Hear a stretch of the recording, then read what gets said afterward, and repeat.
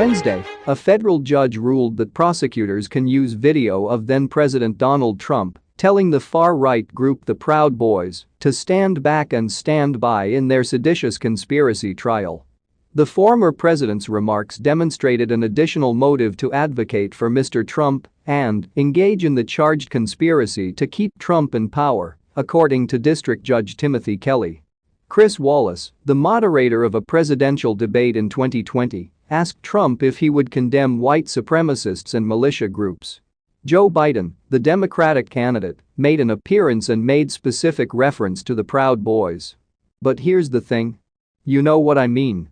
Antifa and the left must be dealt with by someone, as this is not a right-wing issue. Prosecutors and Proud Boys members who testified in front of a House Select Committee on January 6 claim that the far-right group celebrated the comment and used it as a recruiting tool. Nick Smith, an attorney for Ethan Nordian, one of the defendants in the case, argued that Trump's comments did not reflect any of the actions his client and the four other defendants are alleged to have taken during the conspiracy, and that the famous comment would be unnecessarily detrimental to the jury. Kelly disagreed with the argument, pointing out that defendant Enrique Tarrio, who was the chairman of the Proud Boys at the time and was a defendant in the trial, had tweeted "Standing by, sir," shortly after the discussion had ended. The video will be shown as part of the prosecution's opening statement in the trial, which is currently scheduled for Thursday. Pleading not guilty are Nordian, Tarrio, Zachary Rell, Dominic Pizzola, and Joseph Biggs. To add, ABC News has learned that multiple associates of former President Donald Trump received new, much more extensive subpoenas from special counsel Jack Smith within the last month. These subpoenas requested documents and records that were significantly greater in scope than the previous requests that these individuals had received from the Department of Justice prior to Smith's appointment. Sources who received the subpoenas told ABC News that they included questions about fundraising efforts and talking points prior to the attack on the U.S. Capitol on January 6. Cassidy Hutchinson, a former aide to Mark Meadows, told the House January 6 committee that she changed attorneys because her first counsel was being paid through funds linked to the former president. The special counsel is also requesting information on how individuals are paying for any legal representation, either by themselves or through an outside party.